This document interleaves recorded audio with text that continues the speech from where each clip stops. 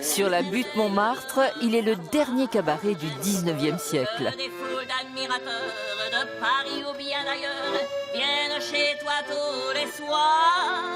Depuis 1972, Yves Mathieu a repris les rênes de la maison. Chanteur, meneur de revue, il y a 50 ans, il s'éloigne des Folies Bergères et de la Gaîté Lyrique pour faire de ce lieu l'endroit où l'on aime à rire, à boire et à chanter.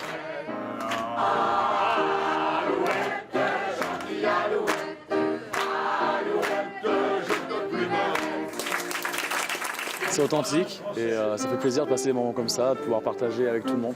Voilà. Ça vaut mieux d'attraper la scarlatine.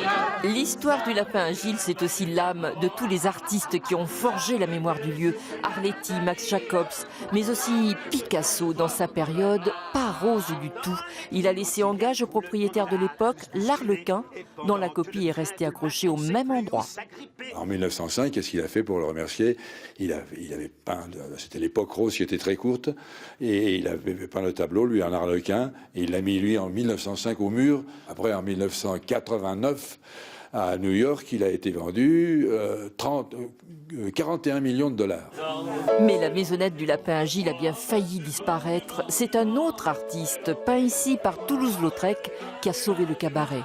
Aristide Bruand a une grande importance au lapin agile, puisque c'est lui, en 1913, qui l'a racheté pour ne pas qu'on le démolisse. À cette époque-là, on démolissait toutes les vieilles maisons de Montmartre pour construire ces immeubles énormes de 4 étages à l'époque.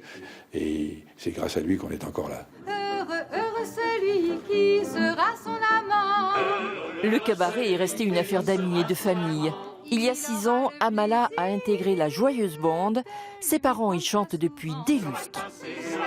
On est vraiment au milieu du public et donc il faut faire avec les réactions du public. Il faut réussir à rebondir, réussir à leur laisser de la place, mais réussir aussi à les calmer de temps en temps. C'est une chanson qui suit son cours. Une chanson biorhythmique et biodégradable.